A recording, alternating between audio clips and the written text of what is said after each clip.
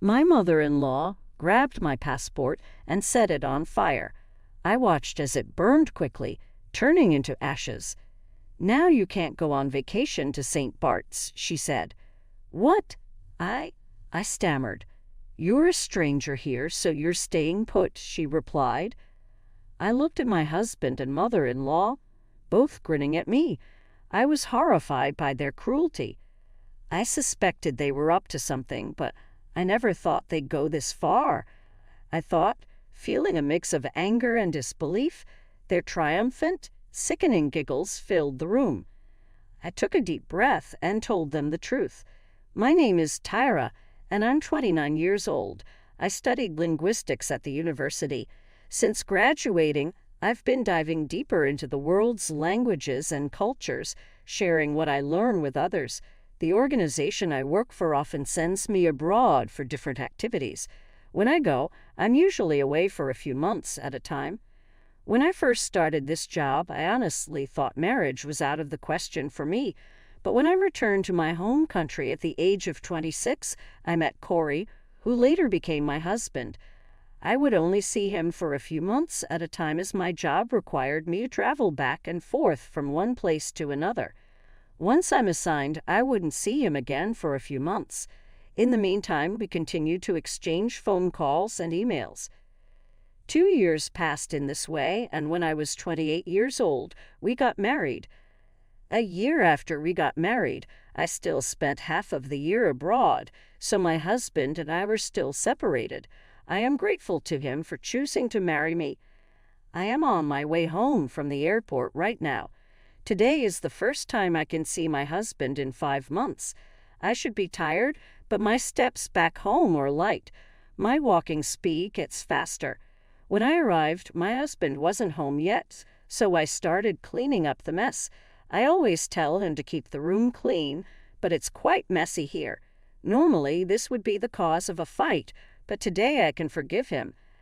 After all, I'm going to see him for the first time in 5 months. I am in the middle of cooking when I hear the front door open and my husband comes out into the living room. I rush over to him. "Corey, welcome home. Good to see you, Honorable." "Oh, hey, Tara. You're home. This is supposed to be today?" "What? Is that all you can say? We haven't seen each other for 5 months." "All right, but we've been living like this for a long time, so I'm used to it." "What? Can you at least say you missed me or something?" "Right. What? I'm tired. Anyway, is dinner ready?" "Yeah, just finished cooking it. Let's eat." Eating with my husband for the first time in months is the most delicious meal in the world. Normally, I would be satisfied with that, but this day I felt a little different. "Hey, Corey, why do you keep looking at your phone?" "What? What's wrong with that?"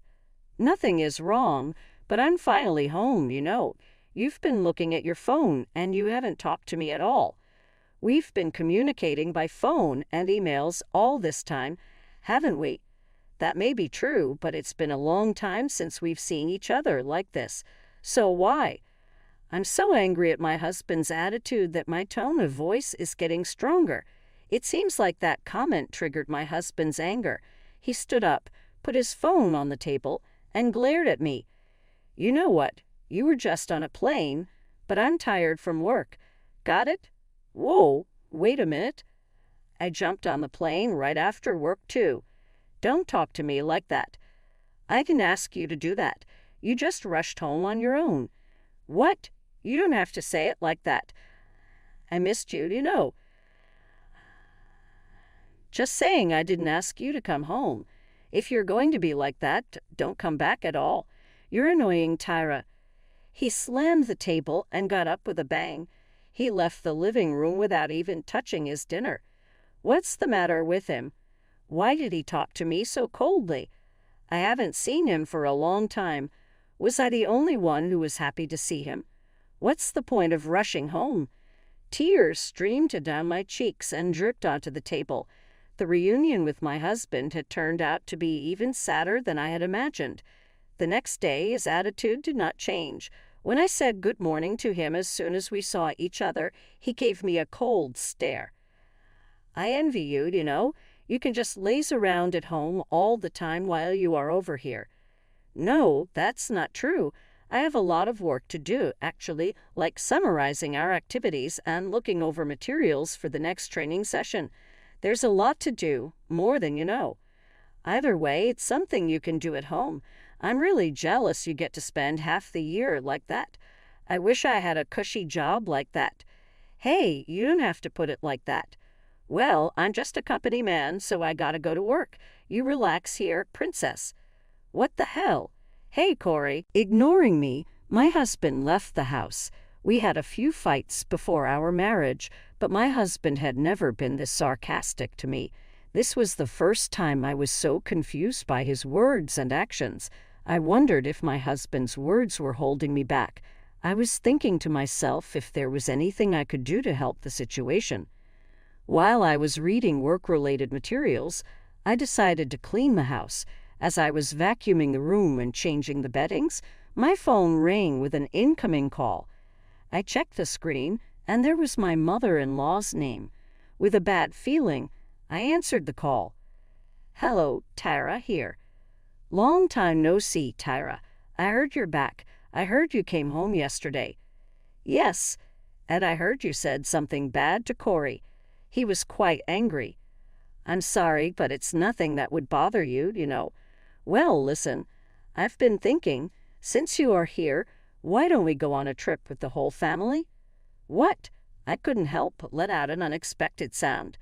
Without my response, my mother-in-law continued, Actually, I was just talking with my husband about going to St. Bert's Island, and then Corey started saying he wanted to go with us.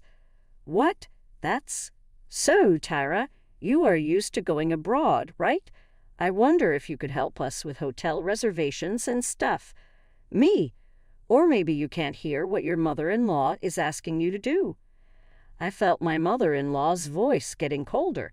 She doesn't really want to travel with me. Know that.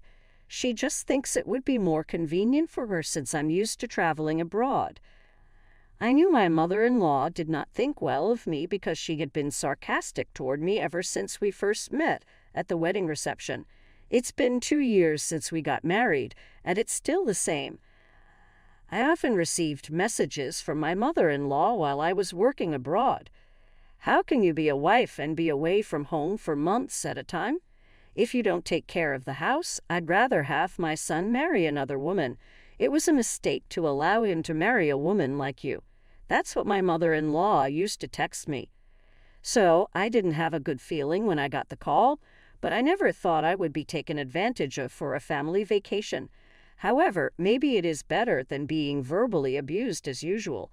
I was angry at myself for not being able to say no, even though I knew I was being taken advantage of. A few hours later, my husband came home from work and was in a better mood than he was this morning. He threw his briefcase on the sofa, and with a big smile on his face, he called out to me, Mom called you, didn't she? We can take you on a trip to St. Bert's. Yeah, I heard, but you know, what? You're not thinking of turning it down, are you? Mom asked you to come with us. I know, but why don't you just go with your mom and dad like you originally planned? As soon as I said that, my husband's eyes changed. He clicked his tongue, and his attitude changed to one of intimidation. You need to learn to read between the lines. The only time you'll be of any use to us is when we go abroad. You don't have to talk like that. It's true, isn't it? Anyway, you booked all the flights and accommodations, and as you probably know, everything should be under my name. What? Corey, you are going to pay for the whole trip? What are you talking about? You and I will split it 50-50. It's a small price to pay to show some respect to our parents. What is that? If you've got time to laze around at home, make a reservation now. This is wrong. I don't want to. What are you mumbling about? My husband took a beer out of the fridge and drank it down in one gulp. I have so many things on my mind, but I don't know what kind of repercussions I will receive if I rebel.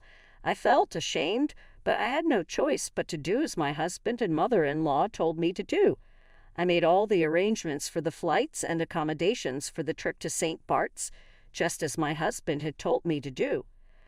On the day of the trip, I was going to pick them up at my parents-in-law's house and go straight to the airport.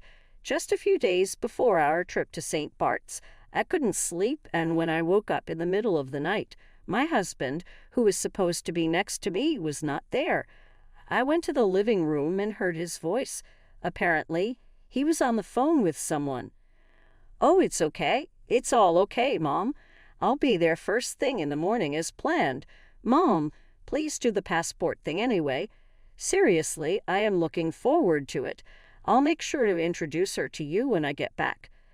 I felt a little stuck on some of the things he said. Passport, introducing her.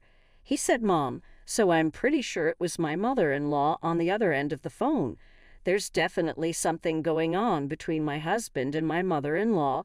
In the first place, it didn't feel right for him to ask me to go on a trip with him. What would they do to me if I went to my parents-in-law's house? I don't know all the details, but at this point, there's no other way to be sure. I decided to take the utmost precaution until the day of the trip. Then came the day of our trip to St. Bart's. I got into the car with the carry-on case and my handbag that my husband had asked me to prepare. I packed my husband's personal belongings in the handbag, and he and I headed for my in-laws' house. Our trip to St. Bart's was about to begin. Whatever is in store for me, I have to take it. I walked into my in-laws' house with my husband, determined to make the most of the trip. We were greeted by no one other than my mother-in-law. "Oh, hi, Tyra. You're here. It's been a while. Good to see you. We're almost ready. I'm going to grab a few things for the trip, so you will have to wait a little longer." "Okay, take your time." "Oh, and Tyra, could you bring the carry-on case from the other room? It's heavy, so please do it with Corey." Okay, got it." I didn't miss the moment when my husband and mother-in-law exchanged a look. I had my passport in my pocket, just in case.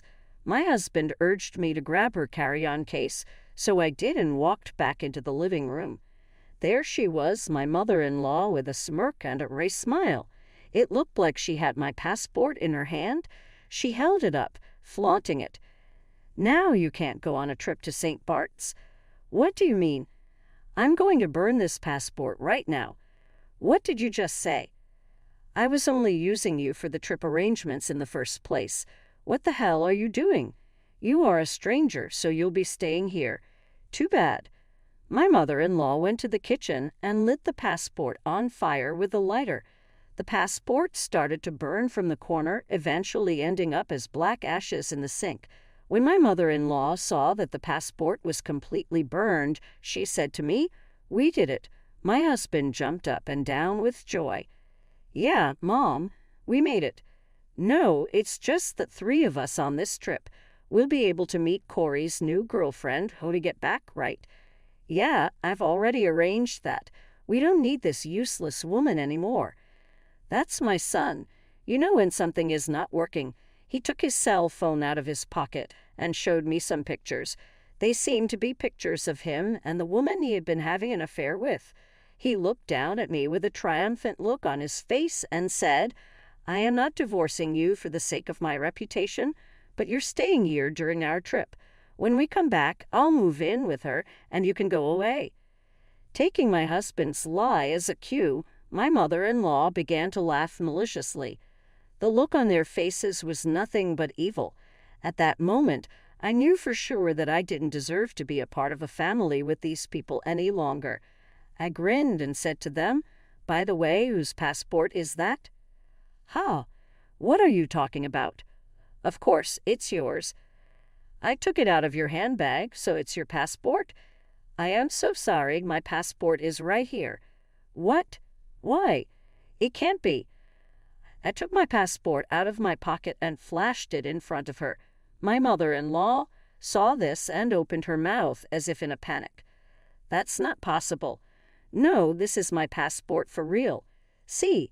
My mother-in-law must have sneaked into my handbag and assumed that the one passport in it was mine. How could she burn it without checking it, even though she was planning to do something evil? Wait, whose passport did I burn then? I guess it was my husband's passport that was in there.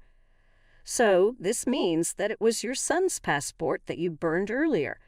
Unfortunately, at these words, my mother-in-law turned pale and started shaking. My husband started to blame her mercilessly. "Hey, Mom, what have you done?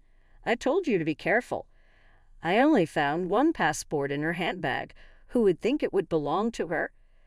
"I don't give a damn. You didn't check. That's why this happened. You're saying it's my fault. If you had checked from the beginning, I wouldn't have made this mistake. What the hell?" The next thing I knew, they were blaming each other. I was beyond angry and disgusted at the sight of them. "Hey, Tyra, do something." My husband started yelling at me, but I was not to be outdone. "Seriously, where do you come off telling me what to do? You cheated on me behind my back. How dare you? You and your mother are both disgusting human beings." "Hey, who do you think you are talking to?" "I'm talking to you and your stupid mother. You don't think I'm going to let you get away with this, do you?